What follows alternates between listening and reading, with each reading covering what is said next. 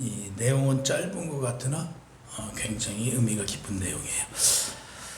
성도는 하나님의 사랑을 입은 자녀로서 마지막 날에 다시 오실 주님을 대면할 그런 소망을 가진 자들이에요. 예. 그 소망을 가진 자들은 성결하게 오늘도 내일도 살아가야 한다라고 사도 요한은 말해요. 그러므로 하나님의 자녀가 된 우리는 죄를 지으면 안 돼요. 마지막 날에 하나님과 대면하는데 죄가 있으면 어떻게 해요? 안 되겠죠? 그래서 죄를 지으면 안 돼요. 설령 또 죄를 졌으면요, 그 죄를 인정하는 사람이어야지 돼요. 예, 그 죄를 인정해야 되는데 그 죄를 인정하지 않는 자들은 적그리스도의 영을 받은 자들이다. 그래서 지지난 시간에 그렇게 말씀드렸잖아요. 적그리스도의 영을 받았다라는 얘기가 바로 이런 데서 말하는 거예요. 하나님 뜻과 다른 길을 가는, 또 하나님의 말씀을 외우기 위해서 자기의 유리한, 자기의 무엇인가를 추구하고자 나가는 이런 것들, 이걸 가지고 우리는 적그리스도다, 적그리스도의 영을 받았다라고 얘기하죠. 적그리스도의 영을 받은 사람은 악해요. 악해. 그래서 적그리스도의 영을 받은 사람들은 영은 선하고 육체는 악하다라고 그러죠. 그래서 그 영은 선하다. 그러니까 선악설이라고 그러죠, 우리가. 그래서 영은 선한데 육은 악해요. 그래서 육을 함부로 대해도 된다.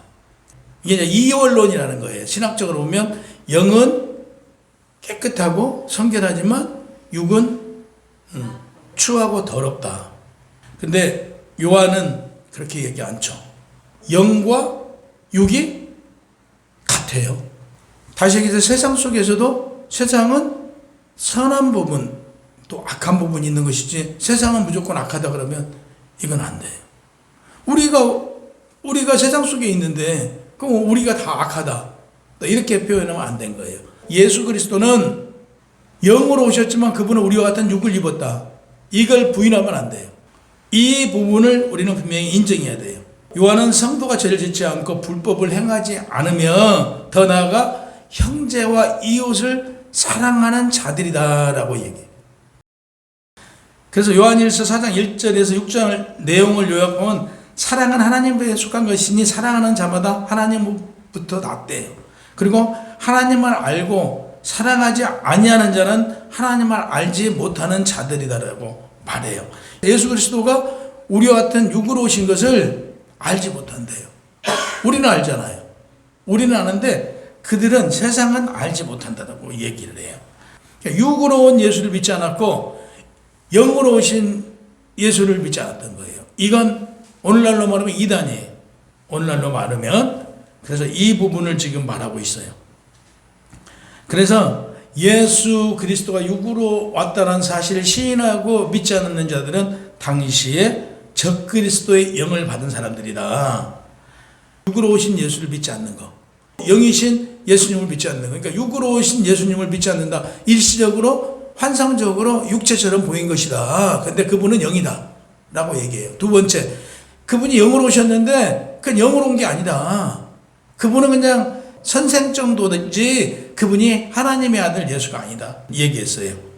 그래서 이들을 두고 이원론적인 극단적인 금욕주의자들이었어요. 육은 악하다. 그러므로 그 악한 육은 윤리적으로나 뭐 성적으로나 함부로 해도 된대요. 이렇게 해도 하나님의 복권은 아무 상관없다. 왜? 육은 악하니까. 막 써도 된다. 그래서 예수님이 육으로 오신 예수님을 믿지 않는 거예요. 어떻게 메시아가 우리와 같은 육을 입고 이 세상에 오냐 이거예요. 또 그 육을 입고 갈릴리 사람으로 어떻게 오냐. 이걸 믿지 않았던 거죠. 당시에. 그러므로 그들은요. 세상 말은 잘 들려요. 그들한테는. 세상의 말은 들리는데 우리 말을 듣지 못해요. 세상에 속한 사람들은 우리 말을 듣지 아니하니 진리의 영과 미혹의 영이 그들을 감싸고 있기 때문에 우리 말을 듣지 못한다. 근데 우리는 성령이 우리 안에서 역사해 주시고 깨우쳐 주시기 때문에 우리는 안다. 그래서 그들과는 차원이 다른 삶을 살고 있는 게 우리 성도들이에요. 사도 요한은 말해요. 진정한 하나님의 자녀가 된 자들은 거룩한 주님을 만날 소망을 가지고 육이 악하지만 악하지 않다는 얘기예요. 왜? 우리의 육은 악하지 않아요. 예수 그리스도를 만나서 새 생명을 받았잖아요. 우리는 새로운 인생을 살기 때문에 우리의 육은 절대 악하지 않아요. 그러면 악하지 않는 삶을 누가 사느냐면 성도들이 살아가야 된다 이거예요. 구약에는 그 살인죄라는 게 있어요. 살인하지 말라고 그러잖아요. 신약에 와서는요, 생각만 해도 살인이에요. 가인과 아벨 사건을 보자고요. 가인이 아벨을 시기하잖아요. 그러니까 적그리스도 영은 어떤 영이냐? 시기하고 질투하고 또 악한 생각을 하고 부정적인 생각을 하는 게 이게 적그리스도 영이에요. 근데 이 적그리스도 영은요 사람을 죽여요. 가인과 아벨 사건에서 알 수 있잖아요. 시기하니까 죽여요. 그래서 우리는 시기하고 질투하고 또 부정적인 생각을 떨쳐버려야 돼요. 우리 입에서는 설령 부정적인 일이 벌어졌어도 이걸 부정적인 걸 그냥 부정적으로 얘기하지 말고 그랬다, 그러더라 정도로 얘기하고 끝내야 돼. 이걸 더 깊이 들어가면 우리 입으로 부정적인 것을 인정하고 나타내는 것이잖아요. 그래서 부정적인 사람은 어떤 영을 받은 것이다? 적그리스도의 영이, 다시 여기서 내 안에 있는 악한 영들의 그 입술이 되는 거예요. 노리기가 되는 거예요. 우리 안에는 하나님의 영이 있고 내가 있단 말이에요. 내가 나타나는 거거든요. 내가 나타나서는 안 된다. 불의를 행하면서 형제와 이웃을 사랑하지 않는 것은요, 절대 하나님의 영을 받은 자가 아니다. 적그리스도의 영을 받은 것이다라는 걸 지금 말하고 있어요. 세상에서 가장 큰 죄가 우리 세상에서는 살인죄예요. 근데 우리 그리스도 안에서는 시기하고 질투하는 죄예요. 시기하고 질투한다는 얘기는 다시 말해서 사랑하지 않는다는 거예요. 사랑하지 않는다는 것은 결국에 살인을 저지르는 행위와 같다. 이렇게 지금 말하고 있어요. 다시 말해서 우리의 육은 하나님의 성전이라고 그랬잖아요. 우리 육은 성전이라고 그랬는데 내 안에 누가 계세요? 하나님 계셔. 근데 하나님 계시는데 내가 드러나면 하나님이 내 안에 계시기가 불편하다는 얘기예요. 내 안에 계시기가. 그래서 하나님을 불편하지 않게 하려고 보면 내가 죽고 내 안에 누가 살아요? 하나님이 사셔야 돼요. 그러면 내가 내 인생을 사는 게 아니고 내 인생은 누가 살아주셔요? 하나님이 살아주신다고 성경은 분명히 말하고 있잖아요. 근데 우리는 하나님이 사는 게 아니고 내가 살아요. 내가. 이거 하지 말라는 얘기예요. 그래서 어떤 경우든 상대를 비방하거나 욕하지 말아야 한다는 뜻이에요. 그래서 그 이유는 아까 말씀드린 대로 하나님의 성전이 내 몸이기 때문에 하나님을 불편하게 해드리지 않아야 되기 때문에 우리는 의를 행하는 데 힘써야 된단 말이에요. 그러면 하나님의 자녀인가 아닌가를 알아내는 방법이 뭐이냐? 그러니까 하나님의 자녀인가 아닌가 검증하는 방법이 뭐냐면요, 그리스도 예수를 구주로 시인하는 것. 두 번째, 불의를 합리화하지 않고 의를 행하는 거예요. 우리는 어떤 잘못을 저지르면 어떤 핑계부터 내려고 그러잖아요. 핑계를 생각하잖아요. 이거 안 돼. 그냥 시인하고 의를 행하려고 해야 돼. 의를. 마지막으로 하나님의 계명 중 으뜸인 게 형제와 이웃을 사랑하는 거잖아요. 사랑하느냐 안 하느냐예요. 사랑하고 있으면 하나님의 영을 받은 자고요. 사랑하지 않고요. 상대를 비방하고 욕하고 내리면 하나님의 영이 아니라는 얘기예요. 이걸 성경은 분명히 말해요. 3장 1절 아버지께서 어떠한 사랑을 우리에게 주사 그랬어요. 어떠한 사랑을 우리에게 줬냐면요, 구원의 영을 주셨어요. 하나님의 자녀가 되는 권세를 주셨어요. 그게 사랑이에요. 그러면 내가 하나님의 자녀가 됐으면 나는 주변에다가 나는 예수를 믿는 하나님의 자녀야 라고 이제는 선전포고해야 된대요. 그리고 깨끗한 삶을 살아야 돼요. 교회 다니고 하나님의 영을 받았으면서 감춰요. 왜? 내가 깨끗하지 못하니까 하나님을 욕되게 할까봐 내가 교회 다닌다고 하면서 그걸 숨겨요. 이거 하지 말래요. 이제 하나님의 자녀가 됐으면 말하래요. 나는 하나님의 자녀다라고 말하래요. 그리고 계명 중 으뜸인 사랑을 실천해내요. 그리고 성결한 삶을 살래요. 어떠한 사랑이 이게, 그래서 여기서 어떠한으로 쓰인 포터페는 포타포스라는 이 단어인데 신약에서 감탄과 놀라움이에요. 그 사랑이 어떠한 사랑이 이게 아들을 하나님을 이 땅에 우리와 같은 육을 입혀서 십자가에 죽겠냐. 그래서 하나님의 자녀로 쓰인 테크나 데우라는 이 단어예요. 테크나 데우. 이 테크노라는 이 단어는 혈육이라는, 하나님의 혈육이라는 이런 내용이에요. 그래서 하나님의 아들이라는 이런 그 내용의 단어를 쓴 거예요. 그래서 우리가 누구요? 하나님의 양자이면서 지금 사도 요한은 하나님의 혈육이다 이렇게까지 지금 표현하고 있어요. 하나님의 혈육. 이 하나님의 혈육이라는 이 단어를 쓴 것은요, 우리가 신분을 바뀐 걸 나타내요. 우리 신분이 마귀의 자녀였잖아요. 마귀의 자녀였어요.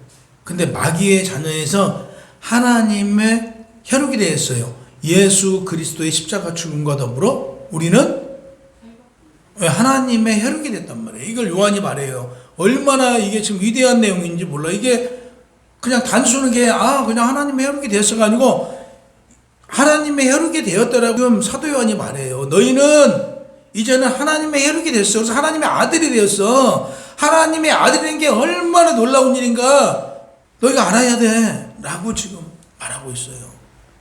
마태복음 8장 15절에 보면 너희는 다시 무서워하는 종의 영을 받지 아니하고 양자의 영을 받음으로 우리가 아빠 아버지라고 부른다라고 마태복음에서는 얘기해요.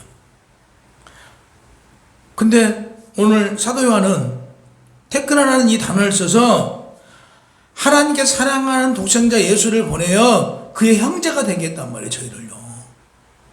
예수 그리스도와 형제가 되는 놀라운 일을 너에게 해줬다. 이걸 말하고 있어요. 그래서 우리가 어떻게 하나님의 자녀가 됐냐? 예수 그리스도의 십자가 죽음의 피값으로 내가 너희를 내 아들 삼았다 이거예요. 사내들인 공회에서 예수님이 말해요. 내가 그리스도다라고 하니까 그들은 예수 그리스도를 죽여요. 십자가에. 역사적인 사실을 언급한 이유는 예수가 그리스도임을 분명히 나타내기 위해서 오늘 본절에서 말하고 있어요. 그가 예수 그리스도임을 나타내는데 그들이 알지 못했다. 근데 그가 예수예요. 그가 예수가 그리스도이며 그분이 하나님과 동일된 하나님의 아들이다라는 내용이 감춰진 내용이에요.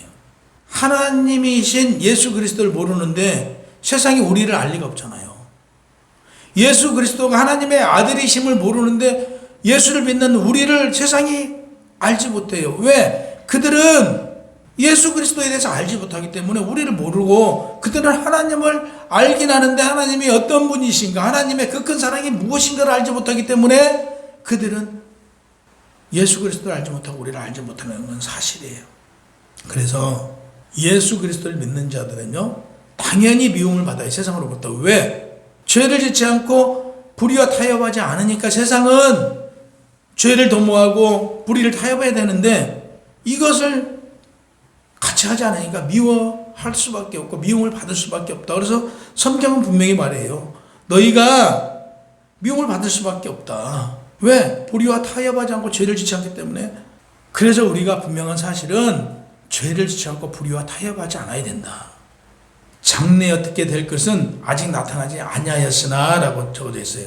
장래와 지금은요, 성도가 경험하지 않은 거예요.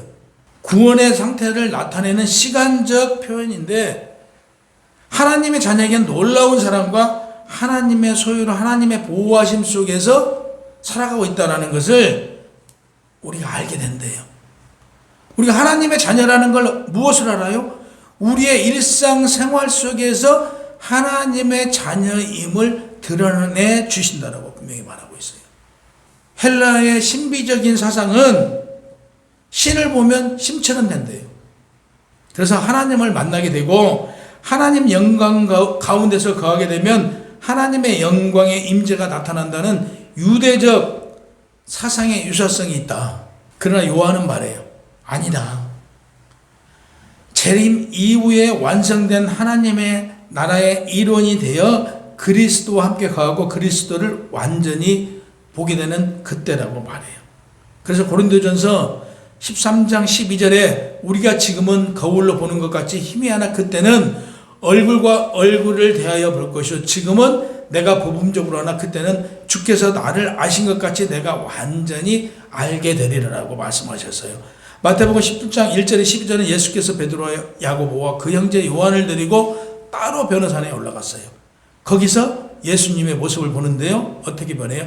해같이 빛나며 옷은 희어졌어요. 희어져서 변화된 모습을 보게 되는데 이때 우리의 모습도 이 예수님과 같이 마지막 날에 변화체가 되는데 이렇게 될 것이다 라고 지금 말하고 있어요. 3절에 보면 소망을 가진 자마다 깨끗하게 하느니라 그랬어요.